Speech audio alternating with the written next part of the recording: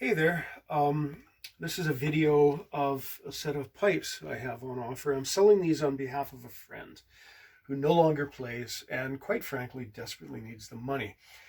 They're made by Brad Angus of Washington State, and they are to my opinion, a very, very close copy, very faithful copy of the 1840 Coyne set as formerly owned by Seamus Ennis and Liam. The primary differences, they're beautifully turned. The bores are lovely. There's tiny little differences. For example, in the Limb of Flynn set, the baritone drone and the bass drone are the other way around. So that on the Limb of Flynn set, this drone is here and this bass drone is here. I believe Mr. Angus has reversed these and done a few other details just to subtly point out that he has the workmanship, the skill, but he's not trying to produce a fake. So that's been reversed. And you'll notice that the turning detail on the resonator, same number of rings, but in a different configuration than on the original set. The set is imitation ivory, African blackwood, I believe, it could be ebony, and brass. The ferrules are tapered. The workmanship is exquisite. The drone reeds are cane, as are the regulator and the chanter reeds. As you can see, the set, somebody had asked about the relative angle of the regulator keys. Now, the bellows, I believe that's natural bushing, but a very efficient set of bellows and a very airtight set. And I'm going to sound these, but I'm not sure exactly how well this sounding is going to go, because when my friend initially sent them to me, I pulled them out of the box and I was able to play them fairly well. I was having a little trouble getting to the upper end of the top octave, but that could be me because I don't hold myself up as really being much of a piper anymore. I haven't played in years. So the connecting tube of the style offered by Napibri. As you can see, very tight set of bellows. No leak, no discernible leak at all in the bellows. Now again, these have sat for almost a year, so I'm not tremendously optimistic of how well they'll sound. And ironically, because somebody asked about the reeds, I'd carefully taken the drones out to look at the reeds, because for some reason I had told myself that they were composite, brass body cane tongue. They're not.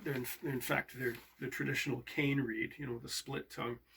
But unfortunately, just by having the drones out and putting them back again, I seem to have unsettled them a little bit, so they're not playing as well as they were even a little bit before. So I'll just show you how the set is quite airtight. Now the drone switch is shut, but here am I counting 4, 5, 6, 7, 8, 9, 10, 11, 12, 13, 14,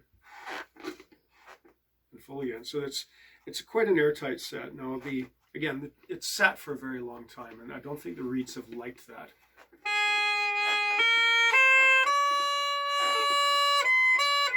Yeah, I'm having trouble with the second octave.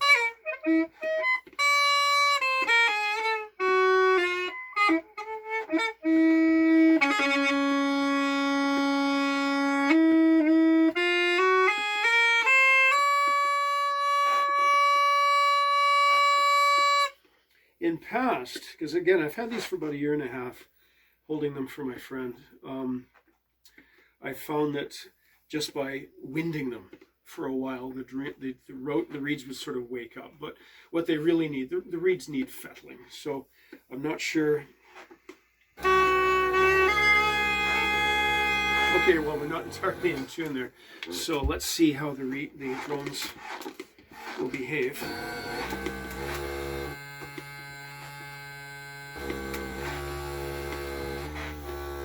Bit unsteady.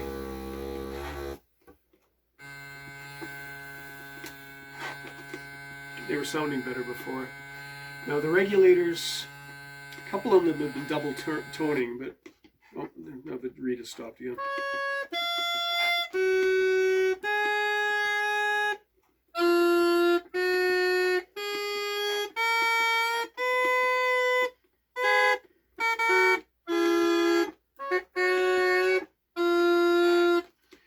The bass regulator, double toning a little out of tune.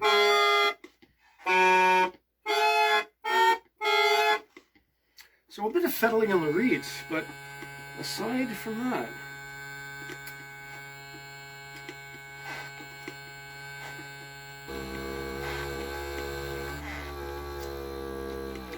again, that's irritating because before I pulled the drones out, the reeds were sounding a bit better. So there you are. They're a gorgeous set.